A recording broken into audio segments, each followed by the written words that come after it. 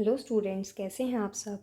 आशा करती हूँ आप सभी अच्छे होंगे। मैं आरती आप सभी का अपने परिवार फिज़िक्स गुरु पर हार्दिक स्वागत करती हूँ, जहाँ पर हम पढ़ते हैं बीएससी के लिए केमिस्ट्री और फिज़िक्स। और आज की क्लास है बीएससी सेकेंड ईयर के लिए, जिसमें आपकी बुक चल रही है फिज़िकल केमिस्ट्री और इसमें हमारी इलेक्ट्रोकेमिस्ट्री फर्स्ट है। तो इलेक्ट्रोकेमिस्ट्री फर्स्ट में लास्ट टर्न पर हमने इंडिकेटर के बारे में डिस्कस किया था और आज हम इसमें साल्ट हाइड्रोलिसिस के बारे में बात करने वाले हैं कि साल्ट हाइड्रोलिसिस क्या होता है। तो चलिए स्टार्ट करते हैं। Salt hydrolysis. A salt can be hydrolyse to form acid and base is known as salt hydrolysis. वे साल्ट जो एसिड और बेस बनाने के लिए हाइड्रोलाइज हो जाते हैं, यानी कि वे साल्ट जो पानी के साथ घुलकर एसिड और बेस बनाते हैं, उन्हें साल्ट हाइड्रोलिसिस कहा जाता है। जैसे आपकी ये रिएक्शन दिखाई गई है फॉर एग्जाम्पल। आगे देखते हैं। Depending on the nature of acid and base salt can be classified into 4 part. Acid और बेस की नेचर, जैसे स्ट्रॉन्ग एसिड, वीक एसिड होते हैं, उनके नेचर के बेसिस पर साल्ट को 4 पार्ट में डिवाइड किया गया है। कौन कौन से पार्ट हैं, तो चलिए वे देखते हैं। पहले देखिए, salt having strong acid and strong base. यहाँ पर क्या है, वे साल्ट जो स्ट्रॉन्ग एसिड और स्ट्रॉन्ग बेस रखते हैं, वे कैसे होते हैं। देखो, वे salt the salt which can be hydrolyse to form strong acid and weak base, they are acidic salt. वे साल्ट जो हाइड्रोलाइज होकर वीक एसिड और स्ट्रॉन्ग एसिड और वीक बेस बनाते हैं, एसिडिक साल्ट कहे जाते हैं और उनकी पीएच वैल्यू जो होती है 7 से कम होती है। ये रेड कलर देते हैं लिटमस पेपर और स्टार्च से के साथ रिएक्ट करके रेड कलर देते हैं। जैसे एग्जांपल में FeCl3, ZnCl2, ये और भी क्या है इसके एग्जांपल हैं। अब इनसे जुड़े हुए आपके कुछ क्वेश्चन भी दिए हुए हैं यहाँ पर क्या क्वेश्चन है ये देखिए। ये क्वेश्चन नंबर 1 है, why the aqueous solution of FeCl3 is acidic in nature. FeCl3 जो है वो एसिडिक नेचर क्यों रिप्रेजेंट करता है, क्योंकि एक्वस सॉल्यूशन जो होता है FeCl3 का, वो आपका कुछ इस तरह से डिसोसिएट होता है। इसमें आपका FeOH का थ्राइस वीक एसिड होता है, जबकि HCl जो होता है स्ट्रॉन्ग एसिड होता है। अब आपका FeCl3 जो है हाइड्रोलाइज होकर एक तो वीक एसिड दे रहा है और वीक बेस दे रहा है, स्ट्रॉन्ग एसिड दे रहा है, तो वो खुद ब खुद कैसा होगा, एसिडिक साल्ट की तरह एक्ट करेगा। तो यहाँ से क्या हो गया, ये इतना समझ में आ गया क्वेश्चन कि एसिडिक यहाँ पर अगर वे साल्ट जो स्ट्रॉन्ग एसिड और वीक बेस रखते हैं, उसके बेसिस पर ये किस तरह से क्या बनाते हैं कि एसिडिक साल्ट बनाते हैं। तो यहाँ से हो गया आपका इतना। आप इसका स्क्रीनशॉट ले सकते हैं, अभी साथ के साथ स्क्रीनशॉट लेके चलिए, फिर बाद में काम कम रहेगा। ये हो गया फर्स्ट, ये हो गया सेकेंड स्क्रीनशॉट, ये हो गया। यहाँ से इसका स्क्रीनशॉट ले लीजिए, salt having strong acid and weak base. चलिए आगे देखते हैं। Salt having strong base and weak acid. अब सेकंड पार्ट में क्या क्लासिफाई कर दिया हमने, सेकंड पार्ट में देखा है कि वे साल्ट जो स्ट्रॉन्ग बेस और वीक एसिड बना रहे हैं, वे साल्ट जो हाइड्रोलाइज होकर स्ट्रॉन्ग बेस और वीक एसिड बनाते हैं, उन्हें उन्हें क्या कहते हैं, बताओ क्या कहेंगे उनको। वे वहाँ से बेसिक साल्ट बनाएंगे, तो क्या कहे जाएंगे उनको, बेसिक साल्ट कहे जाएंगे। Due to formation of strong base their aqueous solution is basic, वही उनका एक्वस सॉल्यूशन बेसिक होगा और पीएच वैल्यू क्या होगी, 7 से ज़्यादा होगी। और लिटमस पेपर पर ये ब्लू कलर देते हैं, लिटमस पेपर के साथ रिएक्ट करके ब्लू कलर देते हैं। एग्जाम्पल आपके Na2CO3, HCONA, CH3COONA, K2CO3, KCN, ये क्या है, सब इसके एग्जाम्पल हैं, जिसमें बेस कैसा है, स्ट्रॉन्ग है, और एसिड कैसा है, वीक है। एक क्वेश्चन दिया हुआ है यहाँ पर, क्वेश्चन क्या है, क्वेश्चन देख लेते हैं। क्वेश्चन इसमें ये दिया हुआ है, why the aqueous solution of Na2CO3 is basic. अब यहाँ पे अगर आप इसको क्या करोगे, इसको आप डाइल्यूट करोगे, यानी कि इसका हाइड्रोलिसिस करोगे, तो यहाँ से क्या बनेगा, आपका NOH स्ट्रॉन्ग बेस होता है और H2CO3 वीक एसिड होता है। जब यहाँ से आपका स्ट्रॉन्ग बेस बन रहा है, तो ये किसकी तरह वर्क करेगा, बेसिक सॉल्यूशन की तरह वर्क करेगा। इसी तरीके से आपका क्या हो जाएगा, थर्ड पार्ट हो जाएगा। आपने यहाँ से आप पहले यहाँ से थर्ड पार्ट देख लीजिए। थर्ड पार्ट क्या हो जाएगा, वे साल्ट जो वीक बेस और वीक एसिड रखते हो। अब देखो, स्ट्रॉन्ग एसिड वीक बेस का हो गया, वीक एसिड स्ट्रॉन्ग बेस का हो गया। अब वीक एसिड वीक बेस देख लेते हैं। वीक एसिड वीक बेस क्या होता है, वे साल्ट जो हाइड्रोलाइज होकर क्या करते हों, वीक एसिड और वीक बेस देते हों, वे आपके क्या कहे जाते हैं, न्यूट्रल कहे जाते हैं। अब एसिड भी वीक और बेस भी वीक, तो वो क्या हो गए, न्यूट्रल होंगे। और पीएच वैल्यू कितनी होगी, 7 पर। और ऐसे जो आपके सॉल्यूशन होते हैं वो लिटमस पेपर के साथ कोई कलर नहीं देते हैं। एग्जाम्पल में आपके NH4CN हो जाएगा, NH4 का ट्वाइस CO3 और CH3COONH4 आपके इसमें एग्जाम्पल हो जाएंगे। क्वेश्चन क्या है यहाँ पर, by the aqueous solution of ammonium carbonate is neutral. अब न्यूट्रल क्यों है, आप जानते हो क्यों है न्यूट्रल, बताओ। बिल्कुल, अरे भाई बिल्कुल सिंपल सी बात है, जब ये एक्वस सॉल्यूशन के साथ यानी कि पानी के साथ हाइड्रोलाइज होकर, पानी इनको जब हाइड्रोलाइज कर रहा है, वीक एसिड और वीक बेस दे रहा है, जब वीक एसिड और वीक बेस है तो उनका एक्वस सॉल्यूशन तो अपने आप ही न्यूट्रल हो जाएगा। इसमें तो बिल्कुल लॉजिक लगाने वाली कोई चीज़ ही नहीं है। थर्ड पॉइंट हो गया, बहुत ही छोटा सा टॉपिक है, 10-15 मिनट में कवर अप भी हो जाएगा सारा। फोर्थ पार्ट देखो यहाँ से, फोर्थ पार्ट क्या कह रहा है, फोर्थ पार्ट ये कह रहा है कि वे साल्ट जो स्ट्रॉन्ग एसिड और स्ट्रॉन्ग बेस रखते हों, ऐसे साल्ट जो हाइड्रोलाइज होते ही नहीं है, जो एसिड भी स्ट्रॉन्ग हो और बेस भी स्ट्रॉन्ग हो, ऐसे साल्ट हाइड्रोलाइज होते ही नहीं है। तो बोथ ऑफ दीज कंपोनेंट, इसमें इन कंपोनेंट में साल्ट कैसे हैं, स्ट्रॉन्ग है, दोनों साल्ट कैसे हैं, स्ट्रॉन्ग है, यानी कि एसिड भी स्ट्रॉन्ग है, बेस भी स्ट्रॉन्ग है, दोनों कंपोनेंट स्ट्रॉन्ग दे दिए। So their reaction is irreversible. So की रिएक्शन क्या होती है, इरिवर्सिबल रिएक्शन होती है and can not follow the rule of equilibrium. जब इरिवर्सिबल रिएक्शन है यानी कि एक ही डायरेक्शन में हो रही है रिएक्शन, तो वो तो इक्विलिब्रियम को अपने आप ही फॉलो नहीं करेगी। जैसे एग्जाम्पल में NaCl KCl, अरे बेटा बहुत सारे एग्जाम्पल है, ये इतने दिए, इससे भी ज़्यादा एग्जाम्पल्स आपके यहाँ पर हो सकते हैं। अब हम क्या करेंगे, फिलहाल इनका स्क्रीनशॉट लेंगे। यहाँ पर हो गई ये कंप्लीट हो गया, पर अभी जाना नहीं है। क्यों नहीं जाना, क्योंकि अभी हम इसमें आगे भी बहुत सी चीज़ें पढ़ने वाले। क्लासिफिकेशन हो गया है कंप्लीट। अब हम क्या करेंगे, पहले स्क्रीनशॉट लेंगे क्लासिफिकेशंस का। यहाँ से डेफिनेशन का और क्लासिफिकेशन का दोबारा से स्क्रीनशॉट ले लो। ये हो गया 1, ये हो गया 2, यहाँ से 3, ये क्वेश्चन 4, यहाँ से ये 5 और ये स्क्रीनशॉट नंबर 6। ठीक है, आगे हम इसमें बात करेंगे relation between hydrolysis constant, dissociation constant, ionic product of water. अब ये क्या है, इतना क्यों पढ़ना पड़ रहा है भाई, पढ़ना तो पड़ेगा इसमें, जब चीज़ें दी हैं तो करनी तो पड़ेंगी। अब देखो बिल्कुल ही सिंपल सी हैं, ज़्यादा टिपिकल नहीं है। अगर एक ध्यान से समझ जाओगे, स्टेप बाय स्टेप याद हो जाएगा, तो अगला अपने आप आराम से कर लोगे। वे साल्ट जो स्ट्रॉन्ग बेस और वीक एसिड रखते हों, उनके बीच में हम कैसे रिलेशन निकालेंगे, हाइड्रोलिसिस कांस्टेंट निकालना है, डिसोसिएशन कांस्टेंट निकालना है और आयनिक प्रोडक्ट ऑफ वाटर के बीच में रिलेशन निकालना है। निकाल सकते हैं, बिल्कुल निकाल सकते हैं। कैसे निकालेंगे, स्टेप बाय स्टेप एक की वैल्यू फाइंड करेंगे और पुट करते चले जाएंगे।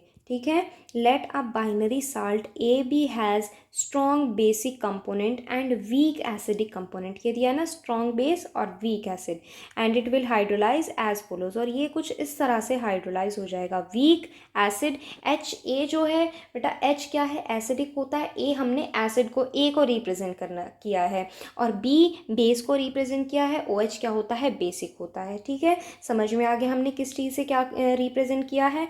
आगे हमने क्या करना है, आगे हमने इसमें देखना है। क्या देखोगे, अरे वही जो हम दिखाएंगे। देखो अब इसमें क्या है, वीक एसिड। अब देखो जो कमज़ोर है हम इसमें सबसे पहले बोलेंगे। कमज़ोर क्या है इसमें, एसिड कमज़ोर है, एसिड का हम कर देंगे हाइड्रोलाइज, और हाइड्रोलिसिस करने के बाद आपका ये कुछ इस तरह से बना लेगा।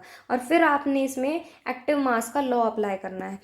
देखो स्टेप बता रही हूँ, सबसे पहले जो आपको दिया है आपको उसका क्या करना है, हाइड्रोलाइज करना है। हाइड्रोलाइज आपने ये कर दिया यहाँ से, फिर आपको उसमें से वीक वाला उठाना है। ये वीक है ना, तो आपको इसके उठाना है A-, और इसको आपका क्या करना है, इसको आपको फिर से हाइड्रोलाइज करना है। हाइड्रोलाइज करोगे तो यहाँ से आपका हाइड्रोलाइज कांस्टेंट निकल आएगा, KH निकल आएगा हाइड्रोलाइज कांस्टेंट, और फिर यहाँ से ये आपका बन गया हाइड्रोलाइज कांस्टेंट। अब इसमें एक चीज़ देखना पॉइंट है, ये जो हाइड्रोलाइज कांस्टेंट में जो हाइड्रोलिसिस रिएक्शन की है वाटर में, वाटर जो है एक सॉल्वेंट की तरह वर्क करता है, तो उसमें उसकी कंसंट्रेशन में जो चेंज आता है वाटर में, तो वो हम क्या कर लेते हैं, नेग्लिजिबल मान लेते हैं। क्यों मान लेते हैं, क्योंकि बेटा वाटर क्या है, एक देखो बिल्कुल एक छोटी सी चीज़ बताती हूँ। हाइड्रोलिसिस रिएक्शन में वाटर जो है सॉल्वेंट की तरह वर्क किया है, तो वो अधिक मात्रा में लिया गया है। किस में लिया है, अधिक मात्रा में लिया गया है, और वाटर एक सॉल्वेंट भी है, तो हम वाटर को नेग्लिजिबल मान सकते हैं। तो ये जो आपका KH हाइड्रोलिसिस कांस्टेंट है ना, ये कुछ इस तरह से निकल कर आ गया है। ठीक है, बात आ गई समझ में। अब यहाँ से आपको क्या मिल गया, देखो अब आपने ऊपर चलते हैं फिर से, ये आ गया A से आपने क्या निकाल लिया, KH निकाल लिया। अब आगे आओ, अब यहाँ पे आपने क्या आ गया, KH आ गया। अब यहाँ पर आपको HA strong acid, weak acid है ना, तो वीक एसिड है, तो वीक एसिड के लिए हम यहाँ से इसकी वैल्यू फाइंड कर लेंगे। वैल्यू कैसे निकलेगी, यहाँ पर दी है, नीचे दी है, कहाँ पर दी है, weak acid will ionized as follows, ये रही वीक एसिड है ना, इसलिए वीक एसिड की वैल्यू निकालेंगे पहले। तो यहाँ से ये कैसे आयनाइज्ड होगा, इस तरह से एक्टिव मास का लॉ लगा देंगे, ये आ जाएगा और यहाँ से HA की वैल्यू निकल आएगी। कैसे निकलेगी वैल्यू, HA इक्वल्स टू यहाँ से देखो HA equals to H plus और A माइनस अपॉन KA,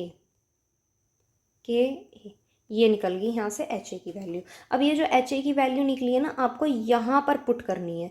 फिर आपका ये फॉर्मूला किस तरह से बन जाएगा बताओ, आपका ये फॉर्मूला इस तरह से बन जाएगा, ये बन गया यहाँ से। ये यहाँ पर जब आपने HA की वैल्यू पुट कर दी तो यहाँ पर ये बन गया आपका। अब यहाँ पर ये क्या है, A से A कैंसिल आउट हो गया, तो यहाँ पे अब आप जानते हो कि H प्लस और OH माइनस क्या होता है, आयनिक कांस्टेंट ऑफ वाटर होता है, या आयनिक प्रोडक्ट ऑफ वाटर होता है। तो यहाँ से इसकी जगह पर आप क्या रखोगे, KW रखोगे, और यहाँ से आपका ये रिलेशन निकल कर आ गया। एक बार और समझ लो, कन्फ्यूजिंग है थोड़ा सा, स्टेप बाय स्टेप आपको समझना है, ठीक है। देखो यहाँ से आपने क्या लेना है, स्ट्रॉन्ग बेस और वीक एसिड लेना है।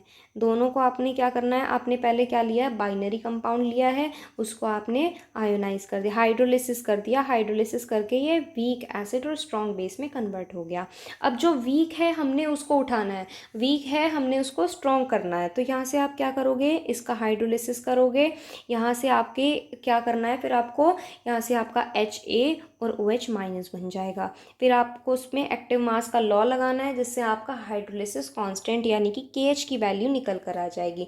फिर जो इसमें ये H2O दिया हुआ है, आपको इस H2O की वैल्यू नेग्लिजिबल रख देनी है, क्योंकि ये H2O जो है हाइड्रोलिसिस रिएक्शन में सॉल्वेंट की तरह वर्क कर रहा है और ये अधिक मात्रा में भी लिया गया है, तो उसकी कंसंट्रेशन में चेंज हम नेग्लिजिबल मान लेंगे, ठीक है।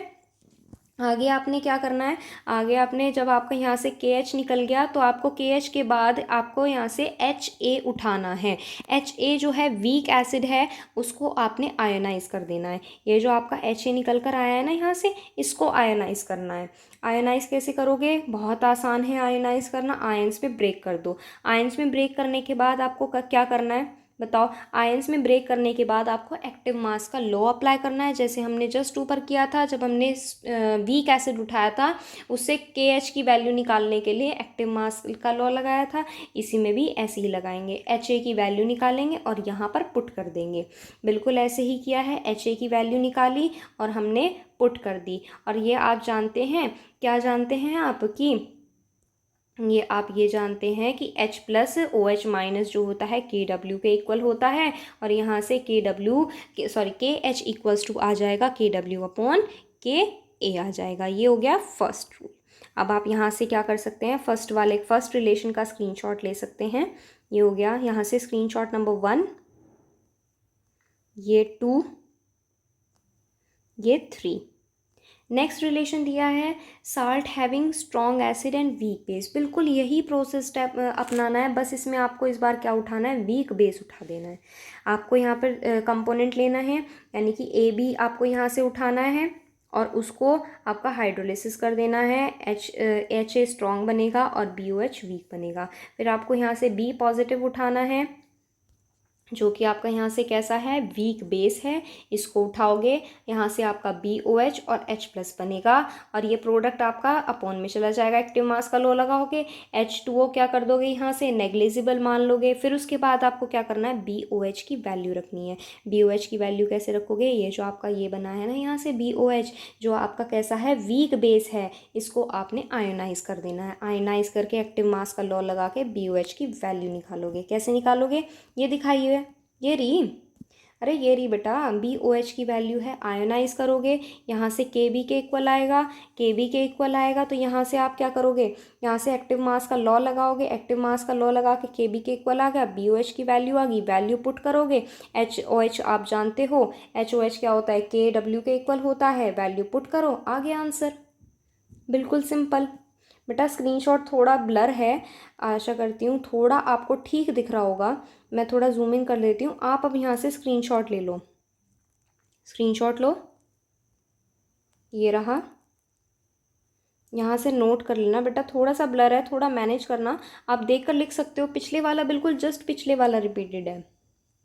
ये हो गया यहाँ से। अब इसमें लास्ट है ये salt having week acid and weak base, जिनके एसिड और बेस दोनों कैसे हों, वीक हो। अब यहाँ पर जब वीक एसिड और वीक बेस है तो आपने दोनों उठा देने हैं। दोनों कैसे उठाओगे, पहले आपको यहाँ से हाइड्रोलिसिस करना है। हाइड्रोलिसिस करने के बाद वीक एसिड और वीक बेस ए माइनस और एच प्लस दोनों उठा देने हैं। आयन में ब्रेक करोगे H2O को, H प्लस OH माइनस में, H प्लस ए के साथ, OH माइनस बी के साथ, ये बन गया BOH और HA। फिर उसके बाद क्या करोगे, एक्टिव मास का लॉ अप्लाई करोगे, KH की वैल्यू निकल आएगी। KH की वैल्यू जब आपकी यहाँ से निकल आएगी, अब इसमें आपको देखो दो वैल्यूज़ रखनी है। किस किस की वैल्यू रखोगे, बताओ किस किस की रखोगे, BOH और HA दोनों की वैल्यूज़ फाइंड करोगे। दोनों का आयनाइजेशन करके दोनों में एक्टिव मास का लॉ लगा के वैल्यू निकालोगे और इसमें पुट करोगे। इसे इक्वेशन नंबर 1 मान लो। 1 कैसे मानोगे, अभी थोड़ी मानोगे 1, बताओ कब मानोगे। इसमें से H2O भी तो नेग्लिजिबल करना है, H2O नेग्लिजिबल करो पहले। ये हो गया यहाँ से H2O नेग्लिजिबल, इक्वेशन नंबर 1 मान ली। यहाँ से आपको क्या लेना है, वीक एसिड लेना है पहले। उसको आपको क्या करना है, आयनाइज कर दिया, एक्टिव मास का लॉ लगा के HA की वैल्यू निकाल ली। फिर इसी तरीके से वीक बेस को आयनाइज करोगे। वीक बेस को आयनाइज करने के बाद BOH की वैल्यू निकालोगे। अब ये जो आपने दोनों वैल्यूज़ निकाली हैं, कौन कौन सी, एक तो वैल्यू आपने निकाली है ये, और ये किस में रखोगे, बताओ किस में रखोगे, ये वैल्यूज़ रखी जाएंगी आपकी इक्वेशन नंबर 1 में। ठीक है, रख सकते हो, इक्वेशन नंबर 1 में रखोगे, सॉल्व करोगे, आंसर आपका ये आ जाएगा। ये फाइनल रिलेशन आपका यहाँ से बनकर आएगा। ठीक है, अब आप यहाँ से स्क्रीनशॉट लो, थर्ड पार्ट का स्क्रीनशॉट लो।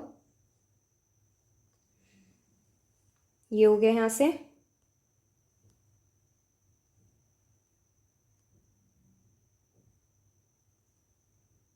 यहाँ पे वैल्यूज़ पुट कर दी। अब इसी के साथ हो गया है कंप्लीट। अब आप बोलोगे कि हमने मैम आपने क्लासिफिकेशन में 4 पार्ट कराए थे, strong acid strong base, weak acid weak base, strong acid weak base और वीक एसिड स्ट्रॉन्ग बेस, ये कराए थे हमने इसमें। अब मैंने इसमें हमने कुछ पार्ट तो कर लिए, देखो मैं आपको दिखाऊं कौन कौन से करा है। वीक एसिड वीक बेस हो गया, स्ट्रॉन्ग एसिड वीक बेस हो गया और वीक एसिड स्ट्रॉन्ग बेस हो गया। हमने स्ट्रॉन्ग एसिड स्ट्रॉन्ग बेस क्यों नहीं किया, उसका एक बहुत बड़ा रीज़न है। रीज़न क्या है, जब हम स्ट्रॉन्ग एसिड और स्ट्रॉन्ग बेस के बारे में पढ़ रहे थे ना, तब हमने इसमें आपको पहली लाइन यही बताई थी कि ये हाइड्रोलाइज नहीं हो सकते। जब तक ये हाइड्रोलाइज नहीं होने तब तक इसमें रिलेशन नहीं निकाल पाओगे आप। ठीक है, तो इसी के साथ आपकी ये यूनिट कंप्लीट होती है। इसके बाद इसमें छोटी सी नन्ही मुन्नी सी एक यूनिट रह जाती है, जो है आपकी क्या, इलेक्ट्रोकेमिस्ट्री, सेकेंड है इलेक्ट्रोकेमिस्ट्री। वो हम हमारी स्टार्ट करेंगे नेक्स्ट टर्न पर। आज हम इसमें बस इतना ही करेंगे, बाकी हम नेक्स्ट टर्न पर करेंगे। अगर आपकी कोई भी डाउट है तो आप पूछ सकते हैं इंस्टाग्राम पर। इंस्टाग्राम आईडी है physics_guru_India, ये इंस्टाग्राम आईडी है। इस पर मैसेज करके आप अपने डाउट्स क्लियर कर सकते हैं। और टेलीग्राम चैनल ज्वाइन करने के लिए प्ले स्टोर से टेलीग्राम इंस्टॉल करिए, सर्च करिए फिजिक्स गुरु इंडिया, आपको चैनल मिल जाएगा, वहाँ से आप ज्वाइन हो सकते हैं। तो फिजिकल केमिस्ट्री हमारी 90% कंप्लीट हो चुकी है, 90% कंप्लीट हो चुकी है। बची एक यूनिट जो कि एक छोटी सी यूनिट है, 3 से 4 लेक्चर में वो भी कवर अप हो जाएगी।